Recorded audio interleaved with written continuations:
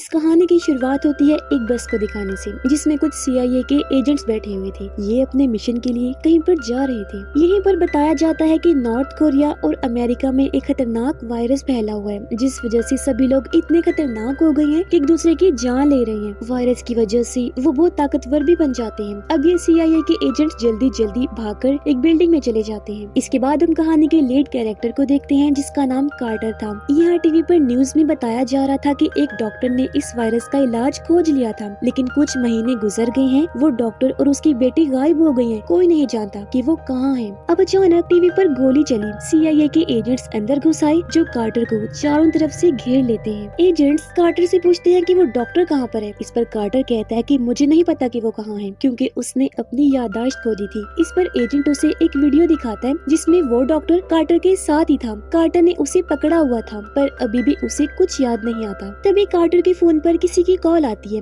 उसने जैसे फोन उठाया, एक लड़की उसे कहती है, कार्टर ये फोन पीछे खड़ी एजेंट को दे दो। कार्टर फोन उस एजेंट को दे देता है। लड़की ने जैसे हेलो बोला, यहाँ पर काफी जोरदार धमाका हो जाता है, जिसमें वो सभी लोग मारे जाते हैं सिवाय कार्टर के। तभी कार्टर के कान में एक लड़की की आवाज आती है, जो उसे कह रही थी कि अगर तुम जिंदा रहना चाहते हो तो तुम्हें तुरंत इस बिल्डिंग से भागकर सामने वाली बिल्डिंग में जाना होगा, क्योंकि जल्दी यहाँ धमाका होने वाला है। इसीलिए समय गवाए बगैर कार्टर सामने वाली बिल्डिंग में कूद जाता है। मगर क्योंकि ये बिल्डिंग एक पब्लिक बार था, इसलिए यहाँ बहुत सारे गैंगस्टर्स थे, जो कार्टर को चारों ओर से घेर लेते हैं, उसे मारने की कोशिश करते हैं। मगर कार्टर अकेला ही उन पर भारी पड़ता है। वो सबको उठा उठा के मारता है, जबरदस्त धुलाई करता है उनकी, जिसके बाद बचकर यहाँ से निकल गया। अब कार्टर नहीं जानता था कि जिस लड़की की आवाज मेरे कानों में आ रही है वो कौन है। तब वो लड़की उसे बताती है कि मैं भी CIA से ही हूँ और तुम्हारी हिफाजत करना मेरा काम है। तुम्हारे कानों में एक डिवाइस फिट की गई है, जिस वजह से सिर्फ तुम ही मेरी आवाज को सुन पा रहे हो। लड़की उसे बताती है कि तुम्हारे पीछे CIA का एक और एजेंट है, तो तुम्हें तुरंत यहाँ से भागना होगा। इतने ही देर में वो एजेंट कार्टर पर हमला कर देता है। दोनों एक दूसरे को खूब मारते हैं, मगर अंत में कार्टर उसी बिल्डिंग से लेकर कूद गया, जान से मार देता है और उसके पास से एक डिवाइस भी ले लेता है। कार्टर को समझ नहीं आ रही थी कि आखिर CIA मेरे पीछे क्यों पड़ी है। वो लड़की से कहता है कि मुझे तुम पर विश्वास नहीं और अब मैं तुम्हारा साथ देने वाला नहीं हूँ। वो लड़की कहती है कि हमने तुम्हारे मुंह में एक बॉम्ब लगाया हुआ है, जिसका कंट्रोल मेरे पास है। अगर तुम हमारा काम नहीं करोगे तो मैं वो बॉम्ब एक्टिवेट कर दूंगी, जिससे तुम मारे जाओगे। तो मजबूरन कार्टर को मानना पड़ता है और वो लड़की के कहने पर सामने खड़ी बस में बैठ जाता है। जो डिवाइस उसने एजेंट से ली थी वो उसे सामने बैठी लड़की को दे देता है। सामने बैठी लड़की उसे बताती है कि मैं भी नॉर्थ कोरिया की एजेंट हूँ। यहाँ कार्टर को भी इस वायरस का पता चलता है कि इससे इन्फेक्टेड लोग इतने खतरनाक हो जाते हैं कि एक दूसरे की जान ले लेते हैं। ताकतवर होने के साथ साथ अपना कंट्रोल भी खो देते हैं। कार्टर को ये भी पता चलता है कि अमेरिका और नॉर्थ कोरिया मिलकर इस वायरस की वैक्सीन बना रहे हैं, जिसमें वो डॉक्टर भी उनका साथ दे रहा था, क्योंकि सिर्फ डॉक्टर की बेटी हाना ही ऐसी है जिसके ब्लड से इस वायरस की वैक्सीन को बनाया जा सकता है। मगर फिर किसी ने डॉक्टर की बेटी को किडनैप कर लिया था, जिससे बचाकर वापस लाने का मिशन ही कार्टर को दिया जाता है। कार्टर को पता चलता है कि मेरी तो शादी भी हो गई है, मगर उसकी पत्नी की भी इस वायरस की वजह से मौत हो गई है। अब कार्टर की एक बेटी भी है, जो भी इस वायरस से इन्फेक्टेड है, और अब अगर कार्टर हाना को बचाएगा तो ही उसकी बेटी बच पाएगी। जब भी वायरस इंसान के शरीर में प्रवेश करता है तो वो इंसान 13 दिन बाद मारा जाता है। अब कार्टर की बेटी को भी इन्फेक्टेड हुए 13 दिन हो गए थे, यानी कि अब कार्टर के पास सिर्फ 24 घंटे का टाइम है। उसे जल्द से जल्द हाना को बचाना होगा, तभी उसकी बेटी बच पाएगी। कार्टर को कुछ हथियार देकर एक बिल्डिंग में भेज दिया जाता है। उसे कहा गया कि तुम्हें सामने वाली बिल्डिंग में जाना है, इसलिए वो तुरंत वहाँ पहुँच जाता है। उसने बहुत सारे एजेंट्स को मार दिया था, जिसके बाद वो हाना के पास पहुँच जाता है, मगर हाना उस पर विश्वास नहीं करती, इसलिए कार्टर उसे फोन देता है। बच्ची अपने डैड से बात करती है, जिसके बाद वो कार्टर पर विश्वास करके उसके साथ चली जाती है। वो उसे लेकर जा ही रहा था कि तभी कार्टर के सामने CIA की टीम आ जाती है। उनका हेड कार्टर से पूछता है कि तुम किसके लिए काम करते हो, और क्योंकि कार्टर को कुछ भी याद नहीं था, इसलिए वो कहता है कि मैं भी नहीं जानता कि मैं किसके लिए काम करता हूँ। तभी फीमेल एजेंट कहती है कि कार्टर की याददाश्त जा चुकी है, हम इसके DNA से देख सकते हैं कि आखिर कार्टर है कौन। ये कार्टर के साथ जोर जबरदस्ती करने लगी। उन्होंने देखा कि कार्टर के मुंह में एक डिवाइस लगी हुई है। तब एक एजेंट उसका वो दांत उखाड़ देता है जिसमें वो डिवाइस लगी हुई थी। ऐसा होते ही वहाँ जोरदार धमाका हुआ, क्योंकि वो डिवाइस बॉम्ब थी। सारे एजेंट्स मारे गए। तब तक कार्टर हाना को लेकर वहाँ से निकल चुका था। ये दोनों एक प्रोटेस्ट में आते हैं, जहाँ सब लोगों ने हाना और उसके पापा का मास्क लगाया हुआ था। ये प्रोटेस्ट इसलिए किया जा रहा था क्योंकि नॉर्थ कोरिया और साउथ कोरिया इन दोनों के बीच लड़ाई चल रही थी और डॉक्टर जिसका नाम जंग था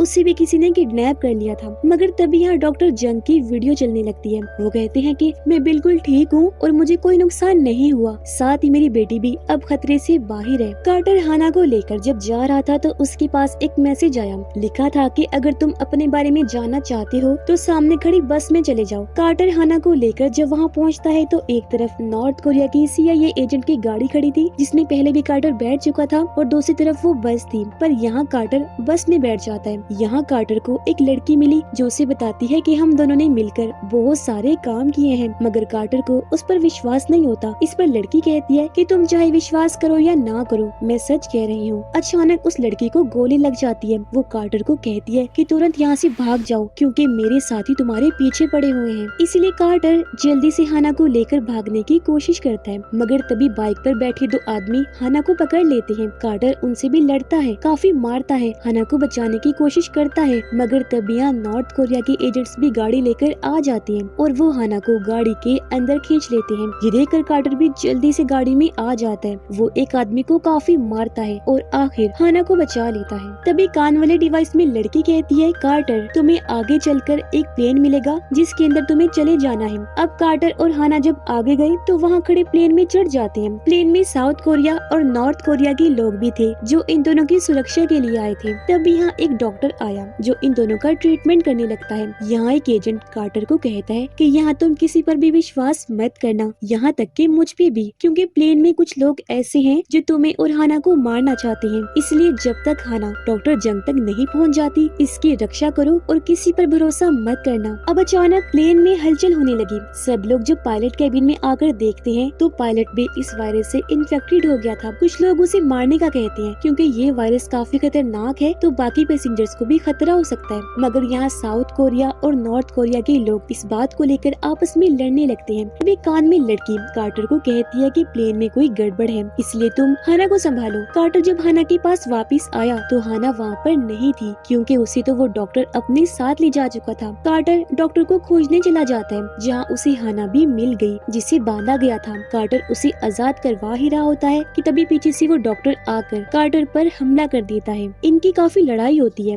मगर तभी पीछे से आकर एक एजेंट डॉक्टर को गोली मारकर कार्टर की जान बचाता है। ये वही एजेंट था जिसने कार्टर को कहा था कि किसी पर भी भरोसा मत करना। वो फिर से कहता है कि मैंने तुम्हें कहा भी था किसी पर भरोसा मत करना। पर अचानक डॉक्टर फिर से उठ खड़ा हुआ। वो एजेंट को शूट करके उसे जान से मार डालता है। फिर वो कार्टर को भी मारने के लिए उससे लड़ने लगता है। वो यहाँ धमाका कर देता है जिससे कार्टर प्लेन से बाहर चला गया। अब हाना को लगा कि शायद कार्टर मारा गया है, इसलिए वो सबके पास आकर बताती है कि उस डॉक्टर ने नॉर्थ कोरिया के आदमी को मार दिया है। ये सुनकर नॉर्थ कोरिया और साउथ कोरिया की आर्मी एक दूसरे पर बंदूक तान के खड़ी हो जाती है। तभी कैबिन से एक लड़की यहाँ पर आ जाती है जो भी इस वायरस से इन्फेक्टेड थी। वो सब पर पहले गोलियां चलाती है जिसके बाद एक एक करके सबको काटने लगी। ऐसा होते ही सभी लोग भी इन्फेक्टेड होने लगते हैं क्योंकि इन्फेक्टेड लोग एक तरह के ज़ॉम्बीज बन जाते हैं। सब लोग इन्फेक्टेड होकर बचे हुए लोगों पर हमला कर देते हैं। डॉक्टर इस वायरस से बचने के लिए हाना का खून अपने शरीर पर लगा लेता है, इसलिए इन्फेक्टेड लोग उस पर हमला नहीं करते। जिसके बाद डॉक्टर हाना को लेकर प्लेन से कूद जाता है, जबकि कार्टर भी यहाँ जिंदा था जो प्लेन से लटका हुआ था, इसलिए अब कार्टर भी प्लेन से कूद जाता है। वो डॉक्टर के पास आकर उससे पैराशूट छीनने की कोशिश करता है। ये लोग हवा में ही काफी समय तक फाइट करते रहते हैं, मगर आखिर में कार्टर डॉक्टर को मारकर उससे पैराशूट छीन लेता है। फिर वो हाना को लेकर नीचे आने लगा और ये दोनों एक गाड़ी पर लैंड करते हैं। यहाँ भी कुछ लोग इन दोनों का पीछा करते हैं ताकि वो कार्टर को मारकर हाना को अपने कब्जे में ले सके। पर यहाँ कार्टर इनसे भी काफी देर तक फाइट करता रहता है। आखिर वो इन सबको मारकर अपनी जान इनसे छुड़ा लेता है। कार्टर हाना को लेकर एक जंगल में आ गया। ये दोनों जब नदी से पानी पी रहे थे तो यहाँ एक लाश तैरती हुई आती है जो अचानक ही जिंदा हो गई। वो कार्टर पर हमला कर देती है, लेकिन कार्टर उसे शूट करके मार देता है। इसके बाद तो नदी में और भी बहुत सारी लाशें आने लगती हैं जो फिर से जिंदा हो रही थी क्योंकि ये सब वायरस से इन्फेक्टेड लोग थे।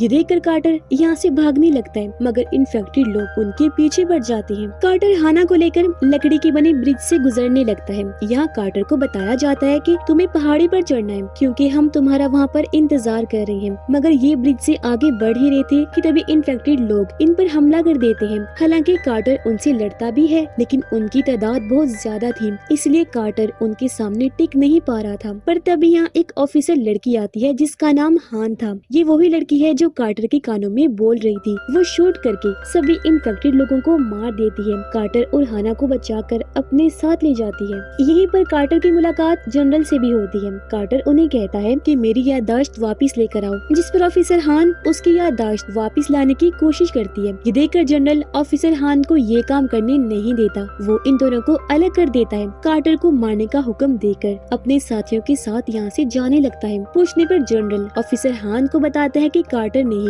ये वायरस फैलाया है, इसलिए कार्टर को खत्म करना बहुत जरूरी है। अब कार्टर को गाड़ी के जरिए एक जगह पर लाया गया। उसे एक खाई दिखाई जाती है जहाँ पर बहुत सारे इन्फेक्टेड लोग मरे पड़े थे, जिन्हें आग लगा दी जाती है। पर कुछ लोग जीवित होकर ऊपर आने लगते हैं और वो सभी पर हमला कर देते हैं। इस बीच कार्टर को भी आजाद होने का मौका मिल गया। वो किसी तरह आजाद होकर एक गाड़ी में बैठकर यहाँ से चला जाता है। कार्टर अब जनरल के कैंप पर पहुँच जाते हैं, जहाँ उन्होंने हान को रखा हुआ था। वो स्नाइपर से वहाँ की हर चीज को देखने लगता है। हान को फोन करके उनकी बातें भी सुन लेता है, जहाँ जनरल उसे कह रहा था कि मैं कार्टर को अपनी तरफ करना चाहता हूँ ताकि मैं दुनिया पर राज कर सकूं। लेकिन ऑफिसर हान उसे ऐसा करने से मना करती है, इसलिए जनरल को गुस्सा आ गया। वो हान पर गन पॉइंट करके उसे मारने की कोशिश करता है, मगर उससे पहले कार्टर ही उस पर शूट कर देता है। वो फिर अपनी गाड़ी लेकर उस बिल्डिंग में घुस जाता है, जिससे सारे इन्फेक्टेड लोग आजाद हो जाते हैं। कार्टर उनसे लड़ ही रहा था कि तभी यहाँ हान आ गई, जो उसे सामने रूम दिखाते हुए कहती है कि तुम्हारी बेटी डॉक्टर जंग और उनकी बेटी हाना को इधर रखा हुआ है। इसलिए दोनों उस रूम का लॉक तोड़कर अंदर आ जाते हैं। कार्टर उन सबको बचा लेता है और ये लोग यहाँ से निकलने लगते हैं। कार्टर को पता चलता है कि जनरल यहाँ से भाग चुका है और अब ये सब लोग भी एक गाड़ी में बैठकर यहाँ से निकल जाते हैं। रास्ते में डॉक्टर जंग कार्टर की याददाश्त वापस लाने के लिए उसके अंदर एक डिवाइस को इंजेक्ट करती है, जिसके साथ ही उसकी याददाश्त वापस आ जाती है। और यहाँ हमें फ्लैशबैक से पता चलता है कि जब भी वायरस फैला था तो कार्टर अपनी फैमिली को लेकर यहाँ से भागने की कोशिश कर रहा था,